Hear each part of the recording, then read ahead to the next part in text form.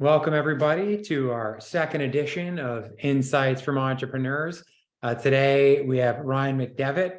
I'll tell you a little bit about him. He's from Benchmark Space Systems in Burlington, which has grown into the largest manufacturer of small satellite propulsion systems in the world. Offices in Burlington, Vermont, California, UK, I believe. I won't give too much of his background. I'm going to let him talk more about it, but did want to give a little bit of information about CFES is kind of our push and a foray into entrepreneurship. Got a partnership with UVM that we're working with high school and college students who are telling us that they really want to become entrepreneurs. So one of our goals is, what does that mean? We want to give them kind of a reality check, but also keep them inspired and talk a little bit about what it's like to be an entrepreneur, how to get into that space. And we have this series is a 6-part series, and we think we've got some pretty interesting entrepreneurs from different industries, different pathways to get there. And we're also partnering with UVM on a upcoming, it's a contest, basically. It's going to be worldwide for any high school students who want to enter an entrepreneurial proposal. And then we'll have people from UVM kind of help them work through that process, grade them, and then pick some, and there's some scholarship money available as well. But without further ado, I will turn this over to Ryan, who spoke at our conference last year. It was fantastic. Really talked about jobs of the future, emerging jobs, how they come about. So he's been a really great partner for us. And so I will turn it over to him at this point, and feel free to put questions in the chat box, and I will jump in here and there because I have many questions as well. Excellent. Thank you so much. Thanks for the invitation to be here. Hello, everyone. I'm Ryan McDevitt. I'm the co-founder and CEO at Benchmark Space Systems, as John mentioned. And we are a company that builds propulsion hardware for small satellites. So a little bit later on, I'll take some time and I'll pull up some images to give some sense of scale. But before that, maybe I'll just jump into kind of my journey or my path into getting into this, and why am I doing this, and how did this all come about? I'll go way back just to set the stage. I grew up in Burlington area in Chittenden County in Vermont. Graduated from South Burlington High School. Went off to college in Massachusetts, went to Worcester Polytech, WPI. And like many of the people in my graduating class, when I left Vermont, I never expected to come back because I was very interested in aerospace. I had known that I wanted to work in aerospace from when I was very young. My mom proudly still has, for my 8-year-old self, me as a rocket scientist drawing pictures of rockets, and she likes to trot that out now that this is my actual job.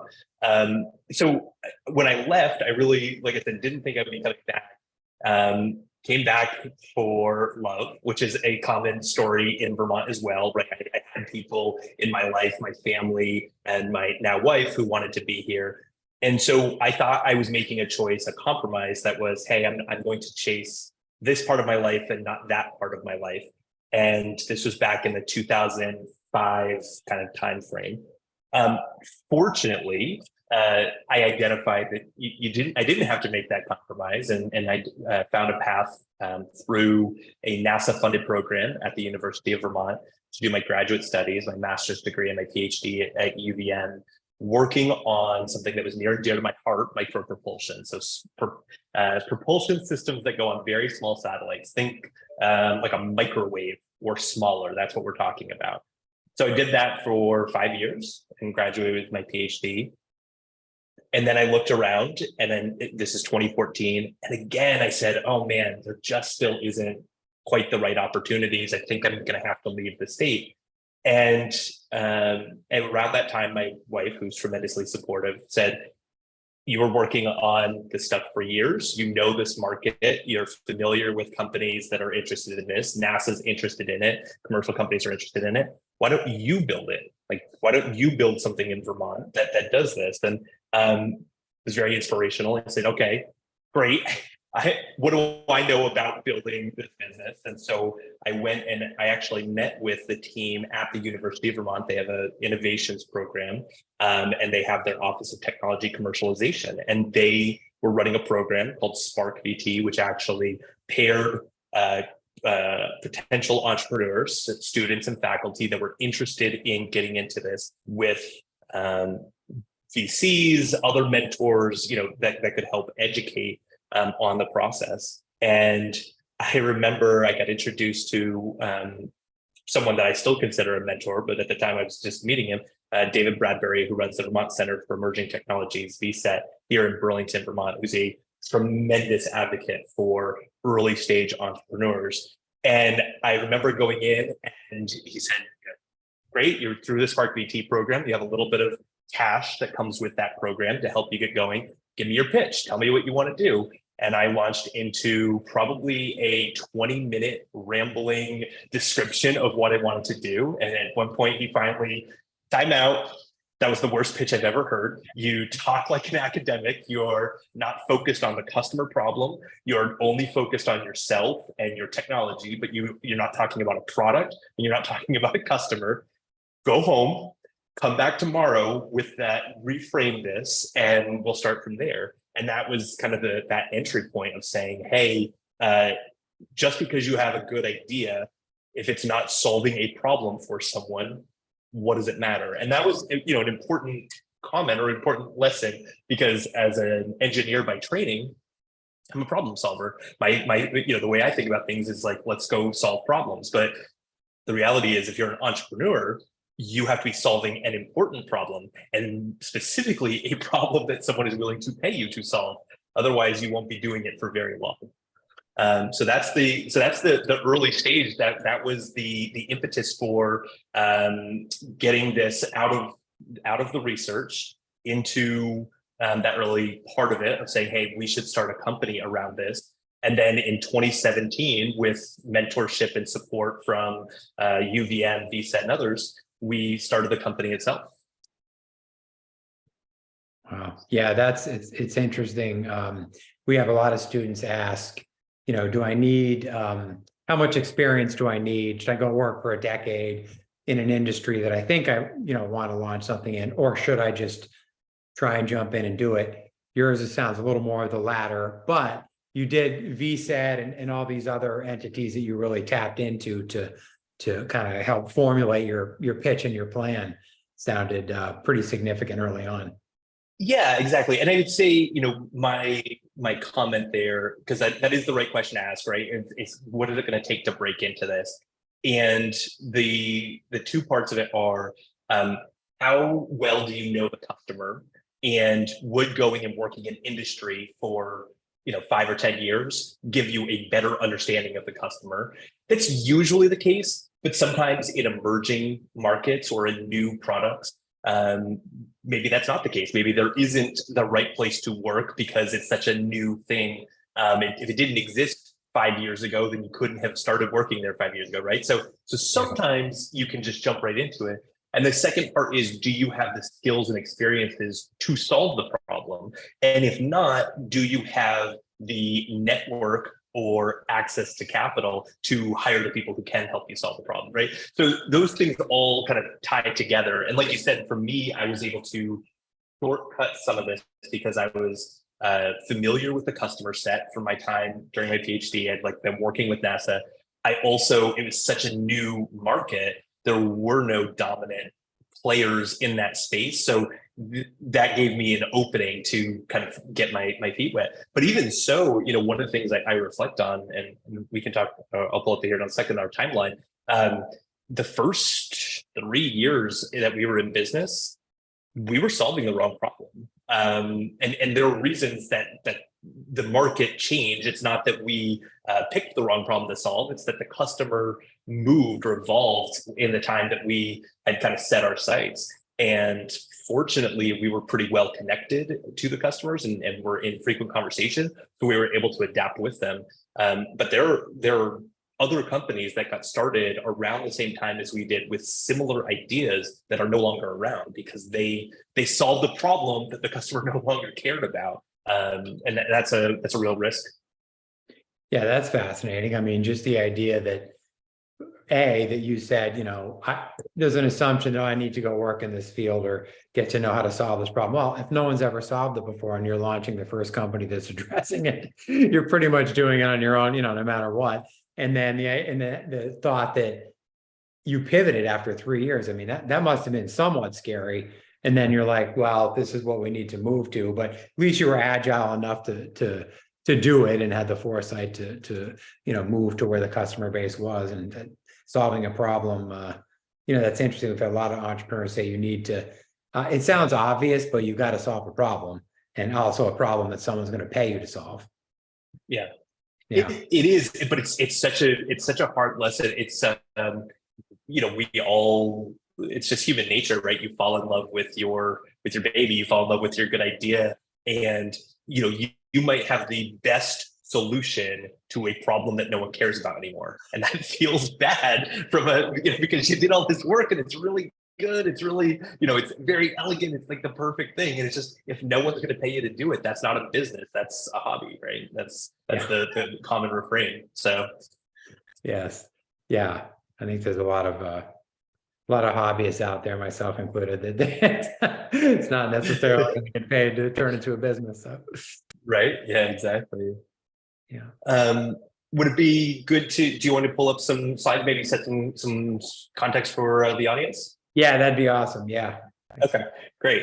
So I'm going to pull this up, and the goal here is I'll move through this quickly enough to leave time for questions and stuff. I just want to show a little bit about the company itself, and here we go.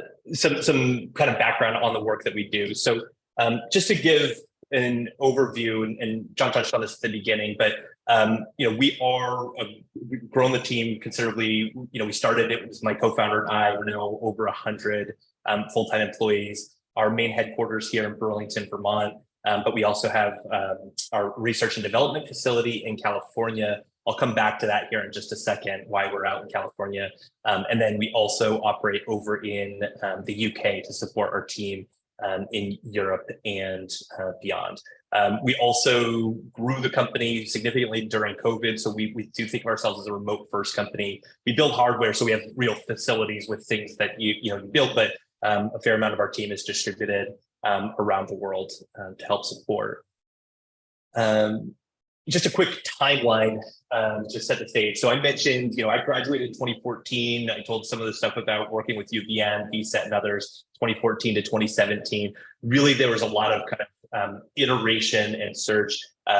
Just peek behind the curtain here. When we started the company, we were green scale technologies because we were doing green propulsion at the micro scale. Thought that was very clever. What I didn't realize at the time was that green scale is a disease that happens to plants. And every investor who saw green in the name thought we did solar panels. And so decided pretty quickly that was not going to be the right name for us. Decided we wanted a name that gave us a lot of flexibility, wasn't limiting. So Benchmark Space Systems, it's also early in the alphabet. So when you get listed in conference proceedings and such, you've got some stuff there. So no major insights. It was just that was the motivation there. We talked about this idea that, so when we got started, the average small satellite was the size of a loaf of bread. It was a 3U CubeSat, and there was this big push to do a lot of miniaturization there. And what happened is exactly like what happened with cell phones, where things got smaller and smaller and smaller, and then they're getting bigger again. And so the satellites did as well. And the core technology that my PhD research was around, that we were commercializing at the beginning, was really well suited to these very small satellites, not as well suited to the larger satellites.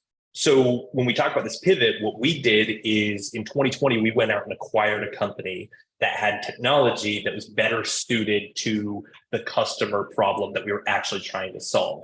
Now, all the work that we've done from 2017 to 2020 was additive to that other technology. So our expertise in writing software, writing test plans, in acquiring and working with chemicals, OSHA certifications, all of that. Like we built a core that was important and valuable.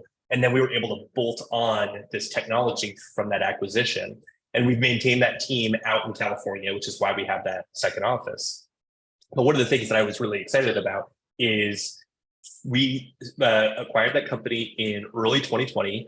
We actually flew out in February of 2020 to meet the team, do the diligence, flew home, not realizing that was like the last flight we were going to be on for 18 months because COVID was going to shut everything down just after that.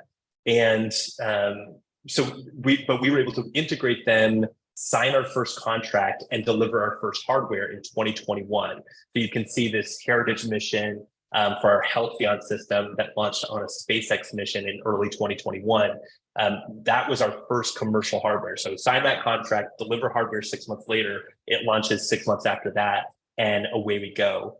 From there, we were able to turn that into orders for over 200 systems that we are currently building and delivering out of our facility in Vermont. Now you can see 2022 was a big year for us. Opened the UK office, launched a fourth product into space, which is a much larger system I'll show here in a second, and acquired electric propulsion. So again, this idea of trying to meet the customer where they are. We do chemical, which addresses a lot of the market, but then there was also this opportunity for electric, and so we brought them on board. Just to describe this and just to give you an image of what we're working on. So we talked about that Halcyon system that launched in 2021. That's the system on the left here. To put that in context, the whole system is about this large. So the thruster that you're looking at the bottom there, like literally is about that size. So this is pretty compact, pretty tightly integrated. And then the other systems that we build and are launching are Xantis system. That's the electric propulsion that we acquired last year, and our Starling system, which is a cold gas. So we have this kind of range of product lines, and always happy to talk more on, if someone's interested or curious, we can, talk more about it, but I'll keep moving on to just some other cool pictures of hardware that we're building. So different Starling units, the Halcyon Avant, which is an upgrade version. So this Halcyon had one thruster on it. This Halcyon Avant has 4 thrusters on it. You can see we're continuing to mature and grow the capability of the company and the products. And then over here, you can see this cool satellite that has 4 thrusters in it. It's also got the electric, so it's got the chemical and the electric, building that hybrid system that we're working on there. And then the last product page, I mentioned in 2022, we had a system go up, an orbital transfer vehicle. And this is what it looks like. It's this system, the 4 large thrusters that go on here. And that's in space right now, helping customers move around the hardware.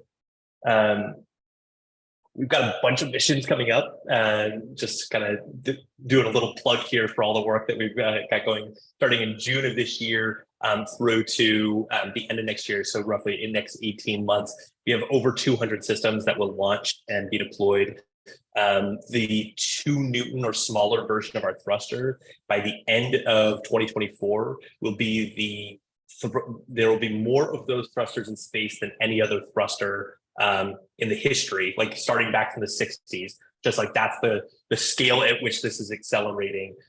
There'll be more of those chemical thrusters than anything else. So it's a big jump for us and something that we're excited about. So that's a very quick run through on the company, but hopefully just wanted to share some images to give context on what it is that we actually do. The way that we think about working with customers, very collaborative, and that's a big part of our story. So I'll stop sharing there, but just wanted to take the opportunity to give the audience something to know what we're talking about. Yeah, no, that's great. I know we've had questions like, what exactly do they do? What is it? And that definitely helps. I did have a question about who would be who are typical customers for you? I guess you could answer that in a variety of ways, but who are your main customers? Yeah, so the easiest way to think about our customer is they are a near vertically integrated satellite manufacturer, meaning they want to build almost everything about the satellite except the propulsion. And the reason is, if you think about a satellite, most of a satellite is software, electronics, and power handling, solar panels, batteries, etc. Then you've got the propulsion, which is this very different thing. It's chemicals and it's fire and it's like this very different process. And so it means working with OSHA and safety regulations, like things that we're really good at and that we pay a lot of attention to, but that they don't want to do. And so we would sell our hardware to the customer. They would integrate it into their satellite, and then they would sell to the Department of Defense or NASA or commercial companies or international companies. So we're doing the part of building the engine for their satellite, and they're selling the vehicle. Okay, yeah, that's interesting. And has someone else said we've had multiple people ask this question, but given your love of sort of this whole your PhD project, everything that you were passionate about early on, and now that things have grown and you've sort of moved into not more of a CEO role, but you know what I'm saying. Do you still feel basically the question is, do you still feel kind of passionate about your initial love now that you're sort of having the business side of it and having to do all these other things? So when I got into this, I had two things in mind, two parts to the story. One of which is, had this cool technology that I was working on that I thought could really solve a problem, was excited about that.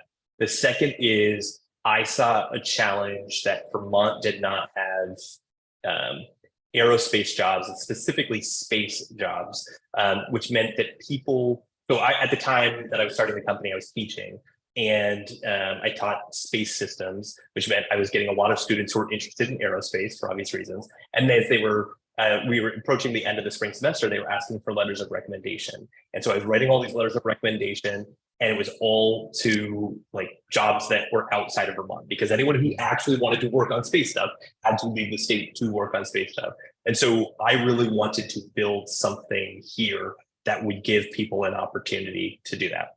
So on the first part, the technology part, I have not worked directly on the technology since about 2019. So certainly that part of it, I had to cede to people that were able to put more time into it, more focus into it, and were interested in it.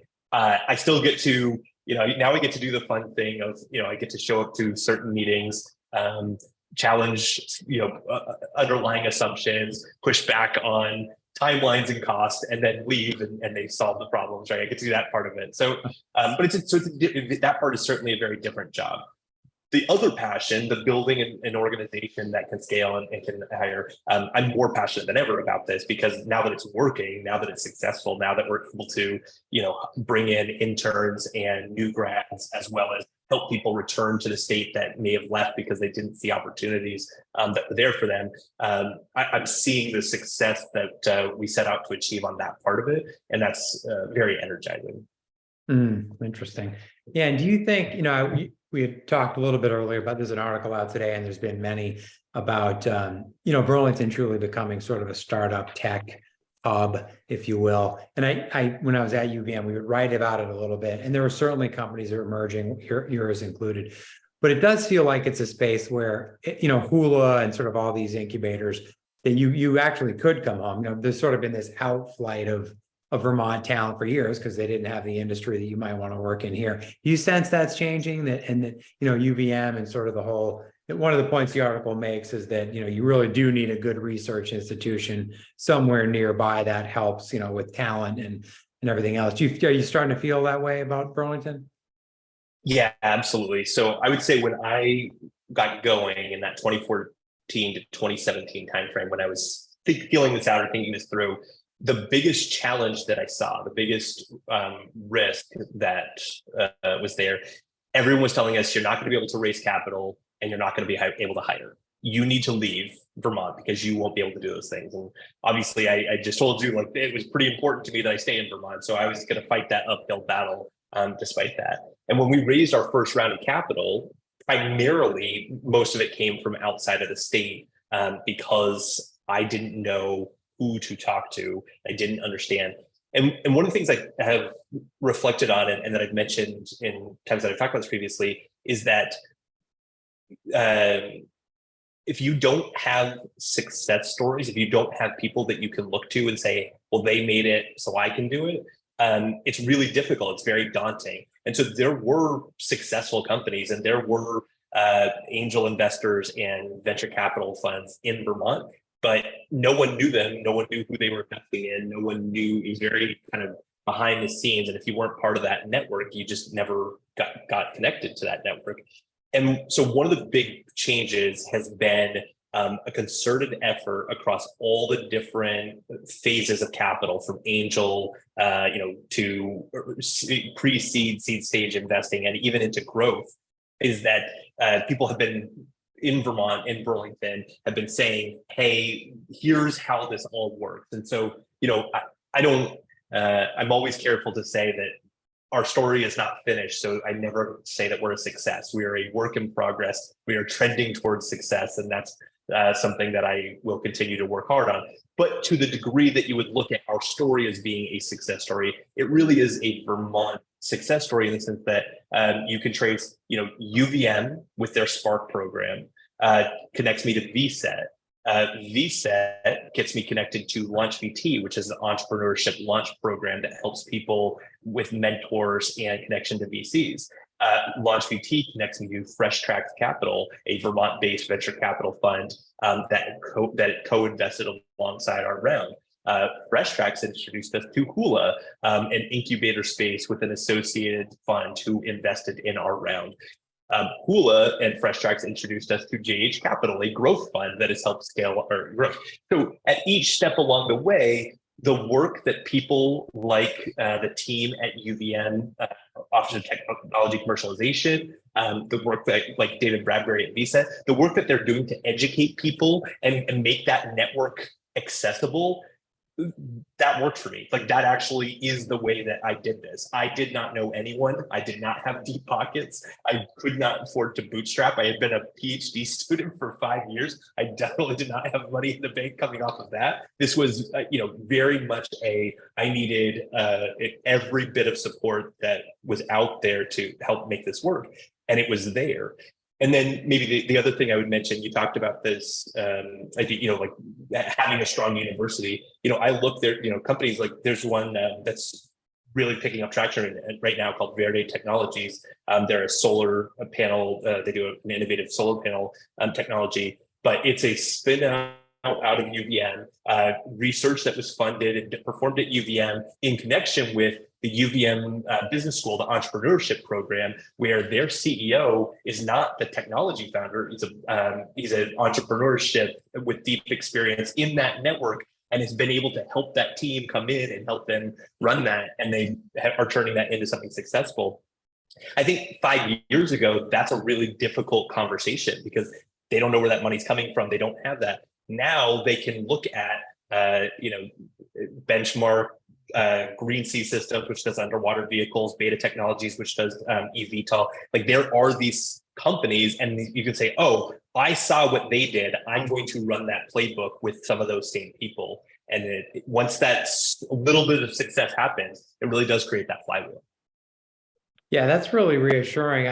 When you sort of look at the arc of, all the, VSET to all the organizations you mentioned. Remember when a lot of them started up and they, it took a while to progress, but now someone like yourself, say a student who's watching now, thought, well, I don't know, how am I going to raise money? How am I going to do all these things? There really is a playbook, like you said, to follow. I mean, it's got to be. I think that's probably the single biggest question we get is like, how do I actually get the money to launch the idea? It's more complicated than that. But the series, you just mentioned 6 organizations that led from one to the next to the other, that now have been around long enough where it seems like that's the case. Now, that might not be the case in every community in the country. Burlington seems like it's probably a little bit ahead, but over here in the New York side, there's some stuff going on a little bit in Plattsburgh. And but that must be, I mean, when you got into it, that was probably a little more frightening because these things were kind of new and still starting. Yeah, I mean, we were the first investment that Hula made. They didn't exist when we got started. That fund didn't exist when we got started. And so we managed to catch them at just the right time and move into the incubation space and have that support. Some of these others had existed for a bit, but like you said, they weren't as mature, or certainly not as out, trying to solicit new participation. So when we did it, there were a few other companies around the same time that were coming up and trying to struggle with the same thing of, taking that next step, but not knowing what the one after that was going to look like until you got there, right? So today I can tell you, oh yeah, it's this to this to this, but at the time it certainly didn't feel that way. It was let's take the next step and we'll figure out the one after that when we get there. So yeah, that had to be anxiety inducing at the time, I'm sure. I had the pleasure of, so I listened to your graduate commencement speech at the graduate college at the University of Vermont.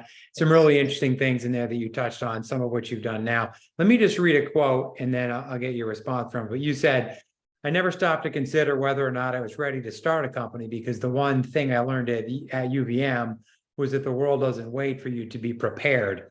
If I waited to make sure I was ready to start a company, I wouldn't be here today. So that gets back a little bit to what we talked about earlier in terms of like, how much experience do I need? Like, when am I ready? That's a really interesting comment to me, because you didn't feel ready, but you knew you couldn't wait. Talk a little bit about that, just psychologically almost, how one deals with that.